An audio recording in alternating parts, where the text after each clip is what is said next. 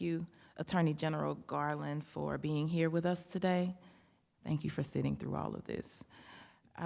Since your confirmation in March of 2021, at least 128 Black people have been killed by law enforcement officers in the U.S. That's one Black person killed by law enforcement every 2 days, and that is an undercount. Police killings in America have been undercounted by more than half over the past 4 decades. Attorney General Garland, as the people's attorney, do you think that law enforcement officials are above the law? No one is above the law. I completely agree. And let's see how well that's going. Are you aware that Black and brown people are disproportionately stopped, searched, and arrested by police, often for minor infractions? I've certainly read that, and I'm not surprised to learn it. Thank you. Are you aware that according to the FBI, white nationalists have infiltrated rank-and-file police departments? I'm not sure I know the specific reference that you said about the FBI. I know that there are problems in some police departments with respect to domestic violent extremists being in the ranks, and I know that many police departments are trying to make sure that that's not the case. But I'm not sure I know the reference that you're talking about. Okay. I would like to seek unanimous consent to enter this report from the Brennan Center 2020 report detailing white supremacy in police forces. Without objection. Thank you. Are you aware that from the statistics we do have, we know that Black people are killed by police at 3 times the rate of white people?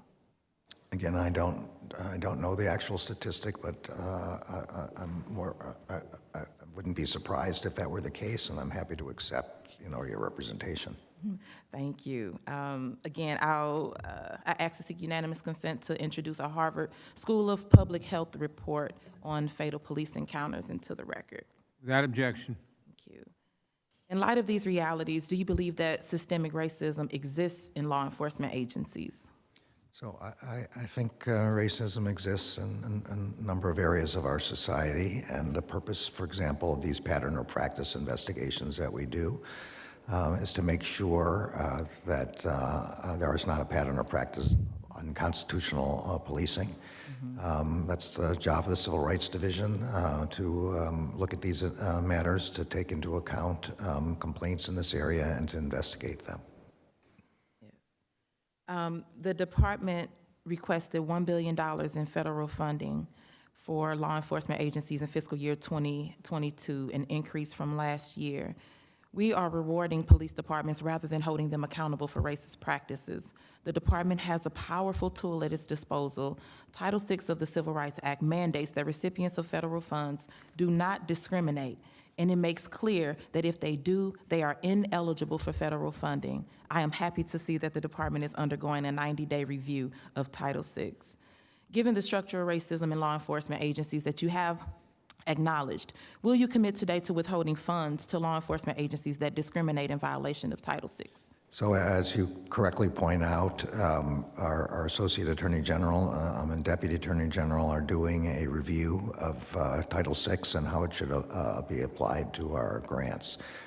I want to be clear, we are funding local police departments, but we are also making grants for the purpose of supporting constitutional policing, better community policing, better programs to ensure that there isn't discrimination. I think that there are many good-hearted and non-discriminatory police officers. We have to support them and root out the ones who violate the law. That's our job. Absolutely, and for me, if you know that your colleague is not doing something right, if you know your colleague is racist or has racist practices and you don't speak up, that means that you're not a good one. You're not a good police officer as well. And I don't believe in good and bad. I believe that there are officers and there are people who are below the standard. I ask because St. Louis leads the nation in police killings per capita. It is a region where Michael Brown Jr. was killed in plain sight, and there was zero accountability for his murder It is where our movement in defense of Black lives began. Racialized violence is a policy choice. We can choose to subsidize it or we can choose to stop it. And so for St. Louis, the choice is clear. We must stop it. We must save lives. The Title VI review puts us on a path toward accountability. We need only to enforce it. Thank you, and I yield back.